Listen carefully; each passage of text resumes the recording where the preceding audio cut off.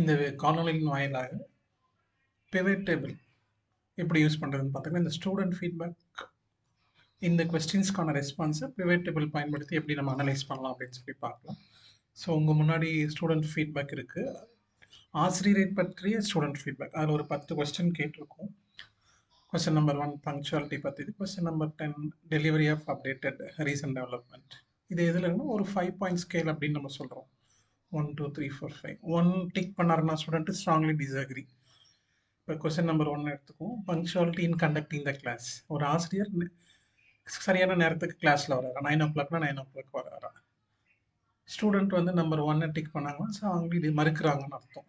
5 tick பண்ணாங்கன்னா agri, strongly அக்ரின்னு அர்த்தம். So இந்த 10 கொஸ்டின்ஸை நம்ம ஸ்டூடெண்ட்ஸை கொடுத்து வாங்குகிறோம். ஸோ ஏற்கனவே வாங்கி வச்சுருக்கோம். 23 ஸ்டூடெண்ட்ஸ் கிட்ட வாங்கியிருக்கோம். இங்கே பார்த்தீங்கன்னா தெரியும், டிஆர்ஆர் அப்படிங்கிறது ஒரு கோர்ஸு, அது 23 ஸ்டூடெண்ட்ஸ்ட்டு வாங்கியிருக்கோம். 24னா ஒரு ஃபர்ஸ்ட் இது வந்து ஹீடர், அதை சேர்த்தாக்க அடுத்தது மேத்தமெட்டிக்கல் எக்கனாமிக்ஸ்னு அது இன்னொரு கோர்ஸ், அதே 23 ஸ்டூடெண்ட்ஸ் கிட்ட டோட்டலி 2 கோர்ஸுக்கும் வாங்கியிருக்கோம். இதை நம்ம பைவட் டேபிள் மூலமாக எப்படி பார்க்கலாம் அப்படிங்கிறது தான் இந்த வீடியோ. ஸோ அதுக்கு முன்னாடி பைவட் டேபிள் பற்றி ஒரு சின்ன இன்ட்ரடக்ஷன். ஸோ இது டேபிளுங்க, இது வந்து நார்மல் டேபிள். இந்த நார்மல் டேபிள் டிஸ்பிளே மட்டும் பண்ணும். ஸோ ஸ்டூடெண்ட் 1, ஸ்டூடெண்ட் 2, ஸ்டூடெண்ட் 3 அவங்க 6வது 7வது 8வது படிக்கிறாங்க. 5 சப்ஜெக்டுக்கான மதிப்பெண் கொடுத்துருக்கோம். ஸோ இந்த டேபிளில் டிஸ்பிளே இருக்கும். பிவட் டேபிள் பார்த்தீங்கன்னா இது நம்ம ஈஸியாக அனலைஸ் பண்ணலாம். ஸோ இந்த டேட்டாவை நான் பிவட் டேபிளாக எப்படி மாற்றலாம்னு பார்க்கலாம். ஸோ இந்த நம்ம இப்போ பிவட் டேபிளை கிளிக் பண்ணிட்டோம், இந்த டேபிளை செலக்ட் பண்ணிட்டோம்.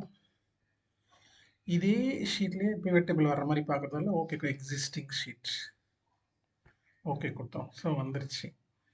இப்போ பாருங்கள், இங்கே ஸ்டூடெண்ட் 1 அதை நான் ரோஸில் போடுறேன். இதுலேருந்து எடுத்துறேன்.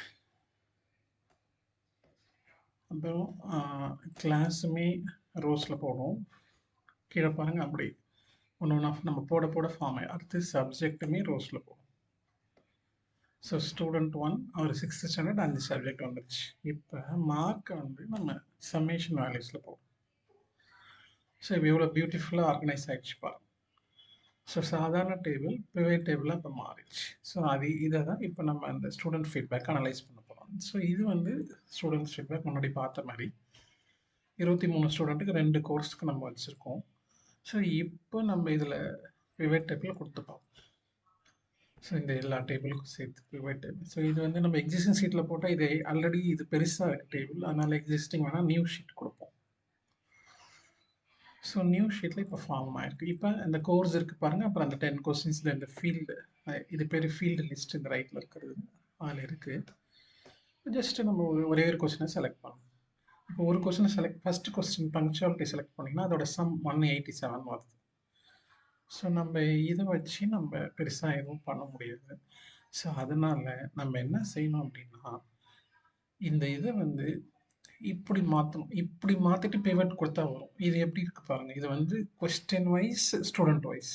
இப்போ டிஆர்ஆரில் நம்ம 23 பசங்க கிட்ட வாங்கியிருக்குன்னு சொன்னாங்கன்னா, இப்போ ஒரு பையனுக்கு 10 ரெஸ்பான்சஸ் வரும். அப்போ 23 பசங்களுக்கு 230 ரெஸ்பான்ஸ். ஸோ பாருங்கள், இது வந்து 230 ரெஸ்பான்ஸ் இருக்குது இங்கே ஒரு கோர்ஸுக்கு. அதே மாதிரி 2 கோர்ஸ் வச்சுருக்கோம் இல்லையா, அப்போ 460 ரெஸ்பான்சஸ் அந்த மாதிரி பிரிச்சிருக்கோம். இப்போ பாருங்கள் 230 இது முடிஞ்சிருச்சு டிஆர்ஆர். அடுத்தது மேத்தமெட்டிக்கல் எக்ஸ்பென்ஸ் இன்னொரு 230.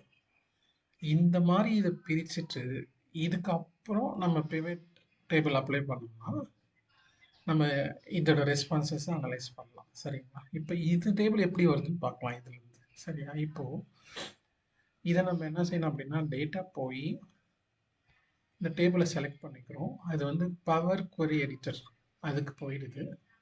பவர் குவரி எடிட்டருக்குள்ளே கிளிக் பண்ணி கண்ட்ரோல் ஆல் கொடுத்தீங்கன்னா எல்லாம் செலக்ட் ஆகும். இந்த கோர்ஸை மட்டும் விட்டுரும். கண்ட்ரோல் ஆல், இதில் கண்ட்ரோல் ஏற்றிட்டு கோர்ஸை மட்டும் விட்டுட்டு ட்ரான்ஸ்ஃபார்ம் போகலாம். ட்ரான்ஸ்ஃபார்ம் போய் ஃபஸ்ட்டு இதை அன்பிவட் பண்ண போகிறோம். சாரி அன்பிவட் செலக்ட், இது அன்பிவட் பண்ணிட்டேன் பாருங்கள். இப்போ பாருங்கள், கரெக்டாக முன்னாடி காமிச்ச மாதிரி வந்துருச்சு. கோர்ஸு ஃபஸ்ட்டு காலம் ஆட்ரிபியூட்ஸ் அந்த 10 கொஸ்டின்ஸ் இருக்கு பாருங்கள். இப்போ பாருங்க ஒரு கோர்ஸ்க்கு 230, 2 கோர்ஸ் 460 டேட்டா நமக்கு வந்திருக்கும். இப்போ ஆட்ரிபியூட்ல எல்லா கொஸ்டின்ஸும் வந்துருச்சு. இப்போ வேல்யூஸ்லாம் தேர்ட் காலத்தில் இருக்கு. இப்போ ட்ரான்ஸ்ஃபார்ம் பண்ணிட்டு நம்ம என்ன பண்ணோம், ஹோம் பண்ணி லோட் பண்ணோம் எக்ஸல் ஷீட்டுக்கு. இப்போ லோட் கொடுத்துட்டோம்னா இப்போ டேபிள் டு லோட் ஃபார்ம் ஆயிடுச்சு. ஸோ இப்போ இப்போ என்ன பண்ணலாம், இப்போ இதுக்கு பிவட் கொடுப்போம். இன்சர்ட் போய் பிவட் டேபிள் கொடுத்தீங்கன்னா இந்த டேபிள் பிவட் நியூ ஷீட்லேயே போட்டுரும். இப்போ பாருங்க, இப்போ பியூட்டிஃபுல்லாக கோர்ஸ் எடுத்து ஃபில்டர்ஸில் போட்டுரும். ஆட்ரிபியூட்டை ரோஸில் போடலாம். அப்புறம் வேல்யூஸை காலம்ஸ்லேயும் போடணும், வேல்யூஸை சமேஷன்லேயும் போடணும். போட்டுட்டு இந்த வேல்யூஸ் வந்து அது இப்போது பார்த்தீங்கன்னா சமேஷன் நமக்கு வராது. டோட்டல் நம்ம பண்ண தேவை, நம்ம எடுத்தது 23 பசங்க தானே, 2 கோர்ஸ்க்கு 23 பசங்க, அந்த சமேஷன் 180 வருது பாருங்க. அப்படி இல்லாமல் கவுண்டிங் கொடுக்கணும். இதுக்கு பதில் கவுண்ட் போட்டிங்கன்னா இப்போ பாருங்க, இப்போ கரெக்டாக இது வந்து 2 கோர்ஸ் இருக்கிறதால அப்படி இருக்குது. இப்போ நம்ம ஒரே ஒரு கோர்ஸ் மட்டும் செலக்ட் பண்ணோம். ஒரே ஒரு கோர்ஸ் 23 பசங்க. இப்போ பார்த்தீங்கன்னா பாருங்கள், 23 பசங்க அவங்களோட கவுண்ட் கரெக்டாக வந்திருக்கு பாருங்கள், 23. ஸோ அதில் அந்த ஃபர்ஸ்ட் கொஸ்டின் பார்த்தீங்கன்னா 3 பேர் வந்து ஸ்ட்ராங்லி டிஸ்அக்ரி கொடுத்துருக்காங்க. வெறும் டிஸ்அக்ரி யாருமே கொடுக்கல. நியூட்ரல் 5 பேர், அக்ரி 5 பேர், ஸ்ட்ராங்லி அக்ரி 10 பேர். சரிங்களா? ஸோ இப்படி தான் நம்ம எடுத்துக்கலாம். இப்போது இது நீங்கள் டேபிள் ஃபார்மில் இருக்குது. இது இஃப் யூ வாண்ட் நீங்கள் இதை கிராஃபாகவும் மாற்றிக்கலாம். ஈஸியாக போயிட்டு இன்சர்ட் போய் ஸோ கிராஃப் சூஸ் பண்ணிங்க அப்படின்னா இதை எடுத்திங்கன்னா கீழே கிராஃபும் ஃபார்ம் ஆகிடும். ஸோ இப்படி தான் நம்ம இந்த மாதிரி இருக்கக்கூடிய டேட்டாவை அன்பிவட் பண்ணி அப்புறம் பிவட் பண்ணிங்கன்னா ரொம்ப ஈஸியாக இருக்கும். தேங்க்ஸ் ஃபார் வாட்சிங்.